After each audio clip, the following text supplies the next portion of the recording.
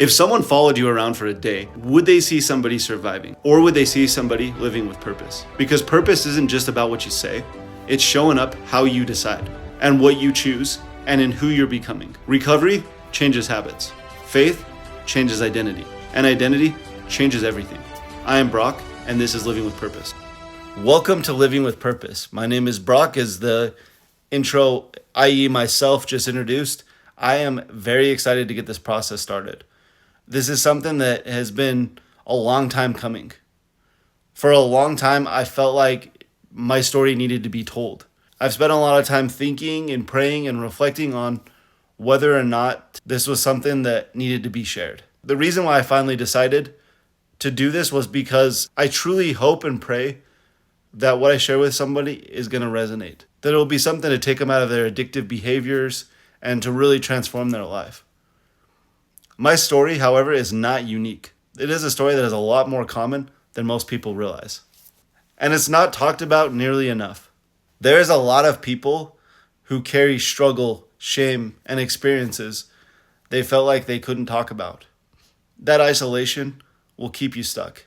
If anything I share through this podcast can help one person realize that they're not alone, it is absolutely worth it. Over the next couple of weeks, as we start to unfold and unpack this, my purpose in doing this is not to offend anybody, and to speak with the reverence that addiction and the atonement of Jesus Christ has had on my life, but also to speak with boldness of the redeeming power that Jesus Christ will have on your life when you allow him in.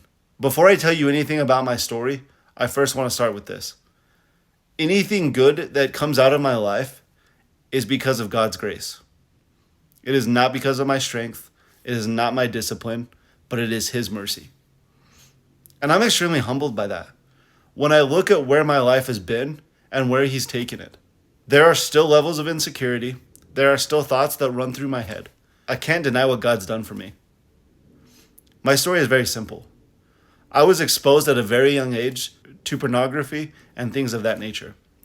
The difficult part is it wasn't my parents. It wasn't somebody I trusted. It wasn't some dramatic headline situation. But it did involve a girl of the same age. And at that age, neither of us understood what was really happening. It was quiet. And unfortunately, quiet things will grow loud over time. At that age, I felt dirty. I felt extremely confused, but then also shamed. I didn't really have a language yet to describe what I was feeling. I just knew that something inside had shifted. And one of the greatest tricks of the enemy is this. If he can make you feel isolated in something, he will absolutely keep you there.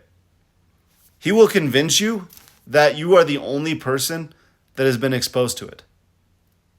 The only person that struggled with it. That isolation, it feeds secrecy. Secrecy will feed addiction. For me, that early exposure followed me for over 20 years. And it almost felt invisible from the outside. But invisibility doesn't mean harmless. I was blessed to grow up in a home with two parents who did teach me right from wrong. As the oldest of four boys, I wanted to be able to live a life that my brothers would want to emulate. But man, I felt at that a lot. And with this addiction lingering, it's really started to wear me down. For a long time, my addiction did not look extreme. It wasn't the internet sites in the beginning. It was movies, TV shows, secrecy. Just enough to keep that shame alive. Now, oddly enough, whenever I would have a girlfriend, it would calm down. It was almost non-existent. And it felt like sobriety. But really all it was doing was redirecting the issues that I had instead of healing them. When we would break up, that cycle would just return. When I was 16, our family moved from Utah to Arizona. That move, it needed to happen. My parents knew it, and very deep down, I knew it. But it did not make it easy. We moved to a small town. There was a lot of people that have grown up together. Many of them were related through blood or marriage.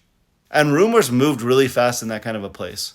Very shortly after we moved there, rumors started that I had gotten a girl pregnant. And that was the reason why we moved. Which honestly made no logical sense, and I don't know why anybody would know that. But when I would walk into school, every day felt like people were judging me. Like, hey, there's the clown that can't take care of his responsibilities. That was hard. especially in a town where you have hardworking people, good old boy mentality. With it, I stayed mostly silent. But internally, I really started to question everything. Why did God move our family there? Why did it feel like my character was under attack? And then more importantly, that my last name was getting stained. Because the truth is, my character is already shaky inside. Isolation grew, and the addiction grew with it.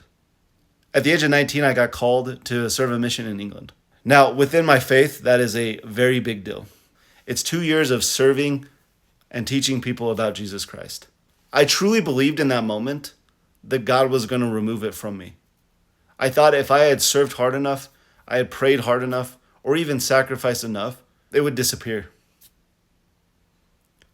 But it didn't. And that was extremely confusing. Shortly after I got to England, I found out that a girl that I had been dating before my mission was actually pregnant. And again, let me be very clear on this. It wasn't mine. Got 3 kids of my own. I know how that works. It couldn't have been. But hearing that news started to stir up a lot of emotions. And then when I came home from my mission, obviously those rumors started again. That I had ducked responsibility. Again. Still made no sense. But what hurt wasn't the logic. It was the label. Irresponsible. Avoiding. Running. When you're already battling identity internally, hearing those labels reinforces the lie. While I was on my mission, I felt that I was comparing myself to other missionaries.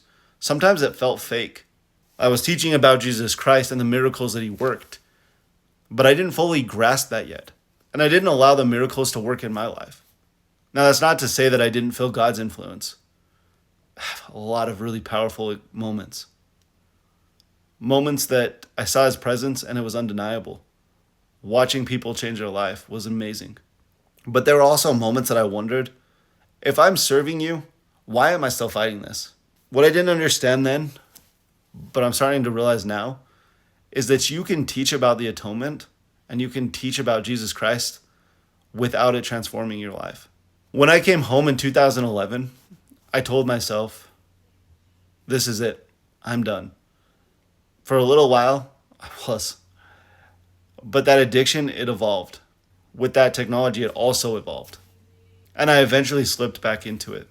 In October of 2011, I met the woman who is now my wife. The way that we met, though, was really kind of crazy. 2 people we really cared about. They got reconnected after several years, and somehow that led us to meet each other. Well, a short time later, they actually ghosted each other.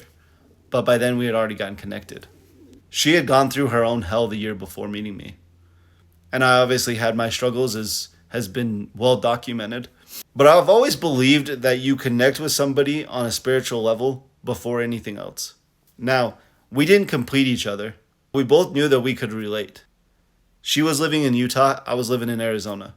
She had come down a couple times to visit, and likewise me going up to Utah. And I always knew that I wanted to move back to Utah, but she really confirmed that it was time. 2012, while taking my brother to start his mission, I moved back to Utah. In February of that year, we got engaged. Now, I love our engagement story. It's always fun to talk to people about. We went to a place where many couples were getting married. We were watching couple after couple come out. Excited, optimistic with life. And as we're sitting there, I asked her, do you think that would ever be us? She said, yeah, I obviously hope so. That's why we're dating right now. Because I'm Mr. Smooth Talker. I said, what about now? Pulled out a ring. Ka-ching.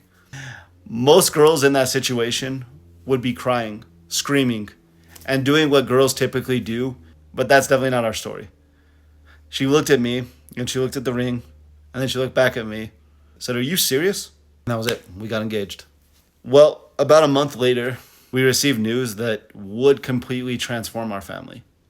My dad, at the age of 47, was diagnosed with ALS, also known as Lou Gehrig's disease. At first, I was shocked, but almost immediately my mind went to, he's tough. He'll work through this. My dad, he did concrete for a living. He's one of the hardest working men that I've ever known. To give you an idea, one time he got pinched between 2 trucks as he was trying to jumpstart one. He walked it off, and a few minutes later went right back to work. That's the kind of man that he was. He was strong, he was tough, and he was built to endure. But if you know anything about ALS, it does not care how strong you are. It will take the strongest person, and it will make them slowly weak. First time I saw him after that was a month after he was diagnosed. And that really was the moment that I started to realize that this wasn't temporary. This was our reality. In May of that year, my wife and I got married. Life still kept moving forward. The following April of 2013, our son was born, 8 weeks early. The doctors wanted to help him breathe and stabilize him. And I'm standing there in that moment, and I remember thinking how close to heaven that I really felt. When I finally held him for the first time, though, a simple thought came into my mind. I have to change for this guy. I also had to change for all of the rest of the children that were coming into my life. I could not let my inabilities to confront addiction impede on their potential. And that was a moment that something shifted in me. I didn't just want to be better, I needed to be. But God had a lot more breaking until it was rebuild mode. Over the next 3 years, I did have a lot of good conversations with my dad. Conversations about life, about family, and the gospel of Jesus Christ. I watched him learn the atonement in a way that I did not fully understand yet. Because there are two sides to the atonement. One removes sin. The other one brings comfort. This wasn't something that my dad had caused through either poor health or poor life decisions. So what I was watching was the comforting side, the peace in devastation, strength when his body was losing its own, solace in a situation that none of us would have chosen. And watching that changed something in me. Fast forward to May of 2016. It was just a few hours before my 26th birthday. It's also a birthday that I share with my younger brother. Our dad passed away after a 4-year battle with ALS. I watched this man that had given so much to other people and asked very little in return lose all of his ability to do normal functions. The one thing that disease never took away from him, though, was his testimony of Jesus Christ.